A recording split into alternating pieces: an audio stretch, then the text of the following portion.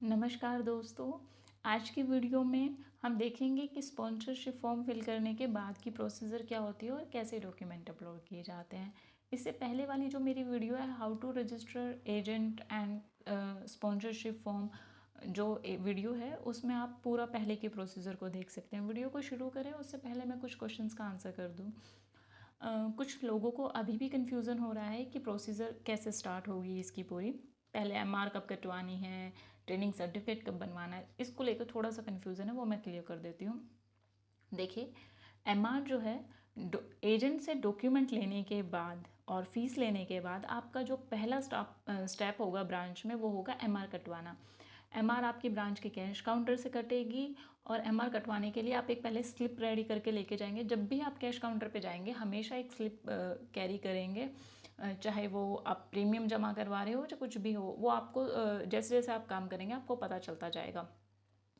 तो उस स्लिप में आप क्या मेंशन करेंगे, डीओ कोड मेंशन करेंगे, इसके अलावा एजेंट का जो नाम है वो, और जो अकाउंट नंबर है जिसमें ट्रांसफ़र होना है वो, एंड इसके अलावा अमाउंट यानी कि 150 रुपये। और इसके बाद आपको एमआर वो काट के दे देंगे। उस एमआर को संभाल के साइड में रख लीजिए, वो बाद में काम आएगी। इसी स्टेज पर आप ट्रेनिंग सर्टिफिकेट बनवा लीजिए। ट्रेनिंग सर्टिफिकेट के लिए नंबर भी मैंने टेलीग्राम ग्रुप पे प्रोवाइड किया हुआ है। तो अगर आप टेलीग्राम ग्रुप ज्वाइन करना चाहते हैं तो उसका जो लिंक है वो मैं डिस्क्रिप्शन बॉक्स में या फिर कमेंट सेक्शन में मैं पिन कर दूंगी, तो वो भी ज्वाइन कर सकते हैं। और जहाँ से भी आपको ट्रेनिंग सर्टिफिकेट सस्ता बनता हो ना, वहाँ से बनवा लीजिए। इसमें कोई ये नहीं है कि जो मैंने नंबर शेयर किया उसी से आपको बनवाना है। इतना हो गया। इसके बाद की जो प्रोसीजर है वो मैंने पिछली वीडियो में भी बता रखी है और यहाँ पे भी मैं करके दिखाऊंगी। तो ये जो अच्छा, एक चीज़ और मुझसे पूछा गया था कि जो मोबाइल नंबर जो आता है वो किसका देना है। देखिए, मोबाइल नंबर एजेंट का देना है, और एक बार जिस मोबाइल नंबर से आपने साइन अप कर दिया उस मोबाइल नंबर को आप दोबारा यूज़ नहीं कर सकते। तो बी वेरी केयरफुल, आपको फिर अनदर नंबर चाहिए होगा। उसके बाद की प्रोसीजर मैंने पिछली वीडियो में बता रखी है, और हम फिर स्पॉन्सरशिप फॉर्म पे आ जाते हैं। ये स्पॉन्सरशिप फॉर्म पूरा फिल करेंगे। पिछले वीडियो में मैंने फिल करके नहीं दिखाया था क्योंकि मेरे पास डॉक्यूमेंट नहीं थे। अब मेरे पास एजेंट के डॉक्यूमेंट है तो मैं फिल करके आपको दिखा रही हूँ। ये सब मैंने पूरा भर लिया है कि एजेंट की कैटेगरी क्या है, मैरिड है अनमैरिड है, pan card, date of birth, ये सब कुछ मैंने इसमें मेंशन कर दिया है। Select profession type, private service, additional qualification, मैं यहाँ पे 10th ही कर रही हूँ। हिंदी इंग्लिश। अच्छा, एक चीज़ का और ध्यान रखिए, जब भी आप एड्रेस फिल करें ना तो उसमें डॉट कोमा ये सब चीज़ें मत लगाइए, क्योंकि होता क्या है कि ये तो पूरा आप भर लेंगे, फिर उसके बाद जब आप सबमिट पे जाएंगे ना तो उसके बाद फिर वहाँ पे आएगा कि फिर वहाँ पे ऑब्जेक्शन दिखाएगा, फिर आपको फिर से ये फॉर्म दोबारा से फिल करना पड़ेगा। इसलिए इस चीज़ में ना कभी भी डॉट वगैरह या कोमा वगैरह का इस्तेमाल ना करें। ये मैंने यहाँ पे डॉट का इस्तेमाल कर रखा है तो मैं इस डॉट को हटा दे रही हूँ। 1 मिनट, ठीक है। तो ये आप कर लीजिएगा। ये हो गया, फादर का ऑक्यूपेशन हो गया। और ये जहाँ पे है ना कि आप किसी डीओ से, मेडिकल ऑफिसर से या किसी एजेंट वगैरह से रिलेटेड है, तो मैंने तो एनए किया है क्योंकि रिलेटेड नहीं है। बट अगर तो आपका एजेंट किसी भी डेवलपमेंट ऑफिसर से, एजेंट से, मेडिकल एग्जामिनर से रिलेटेड है तो फिर आप उनका ना यहाँ पे नेम, डेजिग्नेशन वगैरह सब मेंशन कर दीजिएगा। ये रेफरेंस के लिए 2 एड्रेस दिए हुए हैं, रैंडम आप किसी के भी दे सकते हैं या फिर एजेंट से उसके 2 फ्रेंड्स के नाम पूछ लीजिए। फिर ये यहाँ पे एग्ज़ाम की लैंग्वेज है और एग्ज़ाम सेंटर आपने कौन सा, इतना मैंने आपको बता दिया। इसके अलावा देखिए, एक ये यहाँ पे मैंने चेक कर दिया, ये एड्रेस फॉर कम्युनिकेशन लिखा हुआ है ना, तो अभी तो नया सर्कुलर आ गया। अब मुझे नहीं पता कैसे क्या चीज़ें होंगी, आप आधार का ही मेरे ख्याल से लिख सकते हो कम्युनिकेशन में भी। बट जस्ट इन केस अगर वो आप रेंट वाला एड्रेस मेंशन करना चाहते हो और परमानेंट एड्रेस को अलग रखना चाहते हो, तो जो एड्रेस फॉर कम्युनिकेशन है ना, इसमें आप जो रेंट का एड्रेस है वो मेंशन करोगे, जो लोकल एड्रेस है वो मेंशन करोगे, और परमानेंट में ऑफ कोर्स वो जो आपका आधार में जो एड्रेस रहेगा वो मेंशन करोगे। इसके अलावा मेरे पास एक क्वेश्चन ये आया था कि जब हम सबमिट स्पॉन्सरशिप फॉर्म कर देते हैं, इसको सबमिट कर देते हैं, तो क्या उसके बाद हम चेंज कर सकते हैं। देखिए, आप अपने लेवल पे कोई चेंज नहीं कर पाएंगे। आपको ब्रांच पे जाके मतलब ब्रांच का जो सेल्स डिपार्टमेंट है फिर वहाँ से चेंज करवाना पड़ेगा। अगर मान लो आपने मोबाइल नंबर गलत डाल दिया हो या फिर आपने कुछ और करेक्शन करनी हो, पैन कार्ड वगैरह में कुछ करेक्शन करनी हो, तो फिर आप वो चीज़ जो है ब्रांच लेवल से होगी। और अगर तो आपने डिवीज़न का कोड ही गलत डाल दिया है तो फिर वो डीटीसी लेवल पे होगा। फिर आपको डीटीसी को कॉल करना पड़ेगा और सेल्स डिपार्टमेंट को इसमें इन्वॉल्व करना पड़ेगा, तब वो वहाँ से करेक्शन होगा। इन सब चीज़ों में टाइम वेस्ट होता है। तो इसीलिए मेरी एडवाइस ये रहेगी कि एक बार क्रॉस चेक कर ले, दो दो बार चेक कर लीजिए, इस फॉर्म को अच्छे से सावधानी से फॉर्म फिल कीजिएगा, ठीक है ना। तो अब हम इसको सबमिट कर देते हैं। देखिए अब इसमें प्लीज़ सेलेक्ट कैंडिडेट एजुकेशन, यहाँ से सेलेक्ट नहीं की हुई, 10th पास, ठीक है।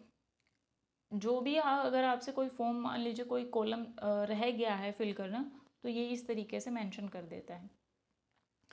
कंफर्म कर रहा है ये हमसे, ठीक है, हमने लैंग्वेज इंग्लिश स्टार्ट सेलेक्ट की है और ये पानीपत है, इनपुट करेक्ट है, okay. Wrong candidate date of birth, please enter the date, back. हम इसको सबमिट करेंगे, ये उसी तरीके से कंफर्मेशन कर रहा है, होपफुली इस बार हो जाए।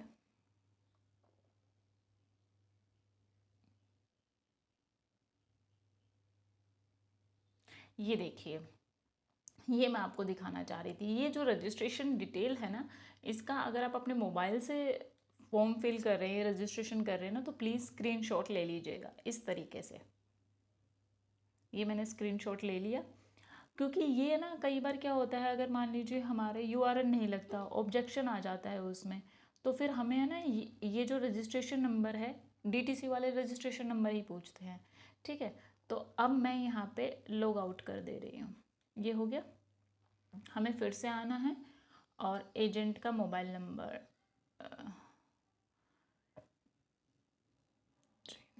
और पासवर्ड वही रहेगा, गेस्ट 99, हर टाइम पे पासवर्ड वही रहेगा, लॉगिन। रजिस्ट्रेशन पे क्लिक करेंगे। अभी हमने स्पॉन्सरशिप फॉर्म फिल कर लिया, अब हम करेंगे अपलोड डॉक्यूमेंट्स,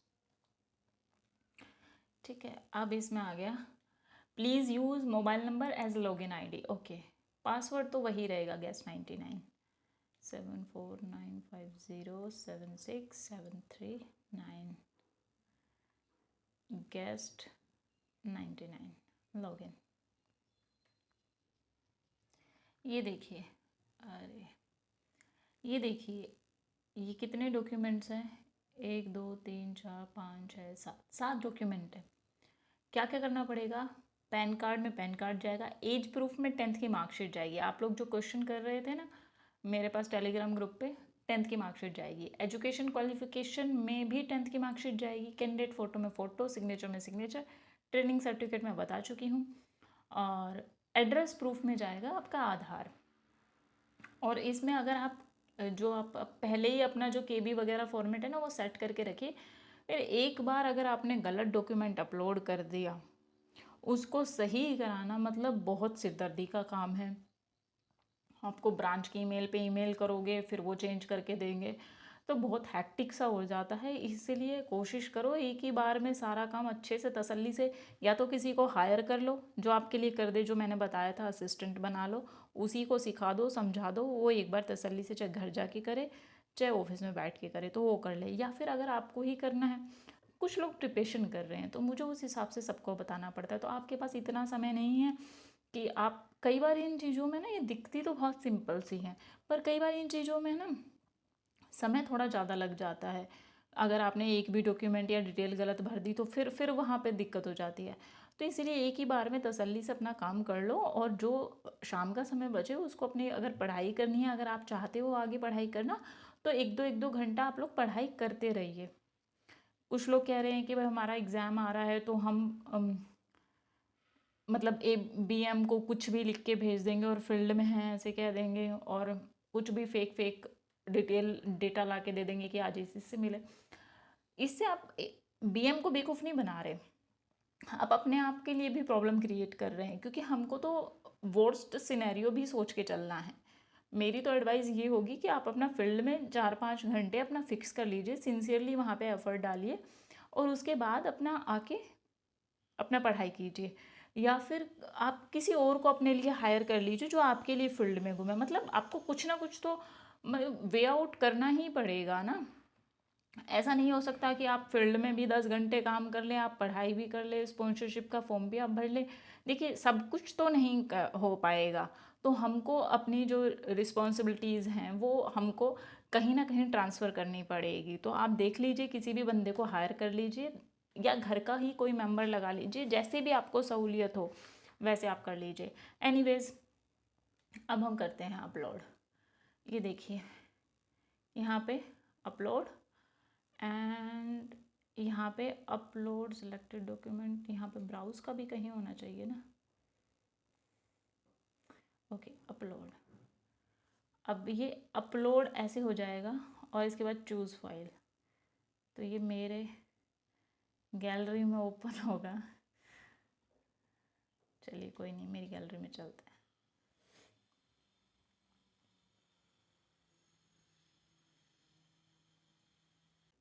अपलोड डॉक्यूमेंट हो गया, ठीक है। इसी तरीके से जो है ना, हम बाकी के सारे डॉक्यूमेंट अपलोड कर लेंगे, ठीक है। और केबी का ध्यान रखिए। और फिर उसके बाद जब हम सबमिट कर देंगे, मान लीजिए मैंने ये डॉक्यूमेंट ऐसे करके, आप अपलोड डॉक्यूमेंट सेलेक्ट, फिर ये चूज़ फाइल और फाइल्स में गए, ठीक है। अब हम ट्रेनिंग सर्टिफिकेट अपलोड करेंगे। इसके लिए ये गए यहाँ, upload selected document, choose file,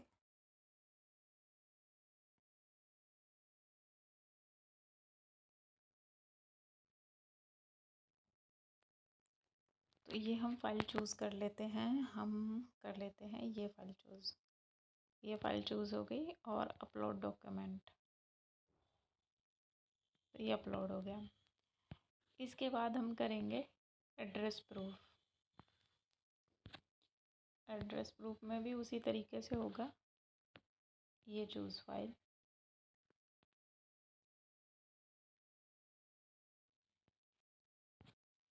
और ये इस तरीके से कुछ भी अपलोड कर दीजिए। मतलब ये मैंने फिर से वही अपलोड कर दिया और ये अपलोड। बस थोड़ा साइज़ का ध्यान रखना पड़ता है। फ़ोटो और सिग्नेचर 50 KB से कम होने चाहिए, और जो बाकी डॉक्यूमेंट्स हैं वो 100 से 300 KB के बीच में होने चाहिए। इतना ही ध्यान रखना है, इससे ज़्यादा कुछ ध्यान नहीं रखना है। और बस इसी तरह से जब सब डॉक्यूमेंट अपलोड कर लेंगे, तो उसके बाद जो है वो ब्रांच लेवल पे काम रह जाता है कि ब्रांच लेवल पे अब हमें इसमें ये है 15 KB का, तो मैं ये सेलेक्ट कर ले रही हूँ, ये अपलोड। तो ये अपलोड, और जैसे जैसे आप डॉक्यूमेंट अपलोड करते जाएंगे ना, डॉक्यूमेंट अपने आप कम होते जाएंगे। और आप कोई भी डॉक्यूमेंट जो एक बार आपने अपलोड कर दिया, वो दोबारा अपलोड आप खुद से नहीं कर सकते। इसके बाद अगर आपने कोई भी डॉक्यूमेंट गलत अपलोड कर दिया, या एज प्रूफ की जगह आपने आधार अपलोड कर दिया, तो उसके बाद फिर आपको सेल्स डिपार्टमेंट से ही करेक्शन करानी पड़ेगी।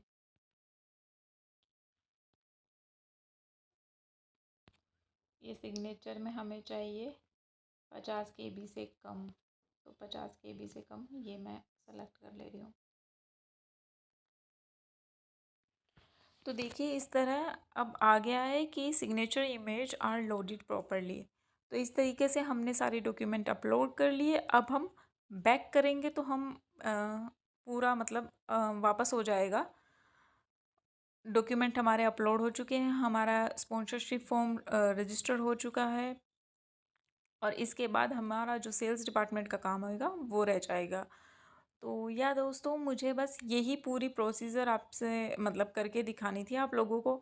इससे आगे का क्योंकि ब्रांच का है तो मैं वो करके नहीं बता सकती, सिर्फ वर्बली आपको बता सकती हूँ, मतलब करके दिखा नहीं सकती, बता सकती हूँ। और उसके बाद जब यूआरएल लग जाएगा तो आप अपना जो एग्ज़ाम की स्लॉट और डेट है वो आप फिक्स कर लेंगे, ठीक है। तो बस इतनी सी बात थी। और जब आज मैं ये वीडियो अपलोड कर रही हूँ तो मेरे 500 सब्सक्राइबर्स हो चुके हैं। तो दोस्तों, आप लोगों ने जो इतना प्यार और इतना सपोर्ट दिया, आप लोगों की वजह से मैं यहाँ तक पहुँची हूँ, तो उसके लिए आपका तहे दिल से शुक्रिया। Thank you so much.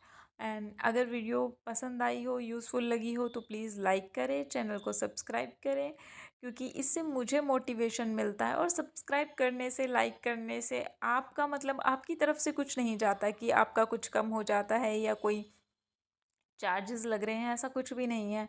तो प्लीज़ अगर वीडियो पसंद आती हो तो दिल खोल के लाइक करें और चैनल को सब्सक्राइब करें।